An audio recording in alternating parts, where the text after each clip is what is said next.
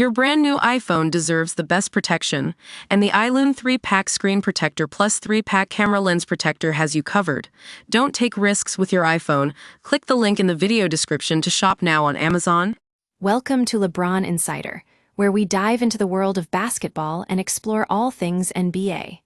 Today, we're talking about a recent comment from Michael Jordan's agent, David Falk, that's left the basketball world buzzing. David Falk recently spoke at Sports Business Journal's 4C conference in New York City, where he shared his take on who should be considered the greatest player of all time.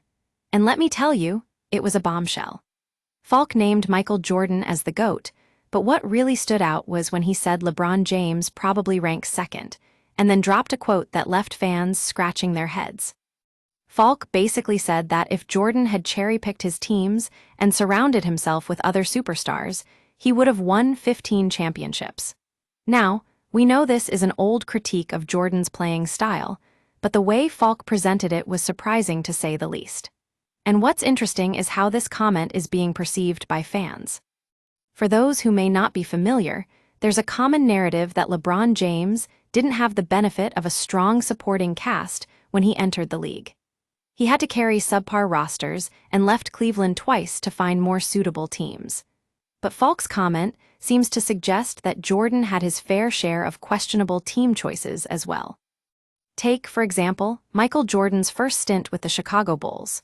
While he did have Scottie Pippen, one of the greatest players in NBA history, he also had a coach in Phil Jackson who was seen as unconventional by many.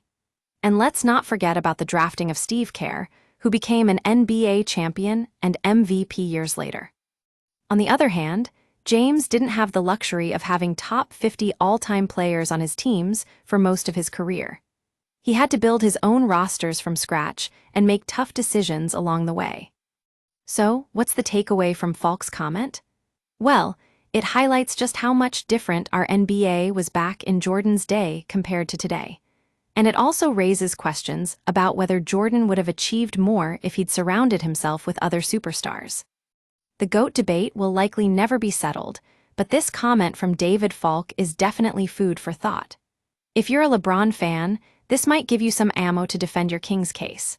But for those who still believe in Jordan as the greatest, Falk's comments are a reminder that context matters. That's all for today's episode of LeBron Insider. Thanks for tuning in, and don't forget to subscribe for more NBA analysis and commentary.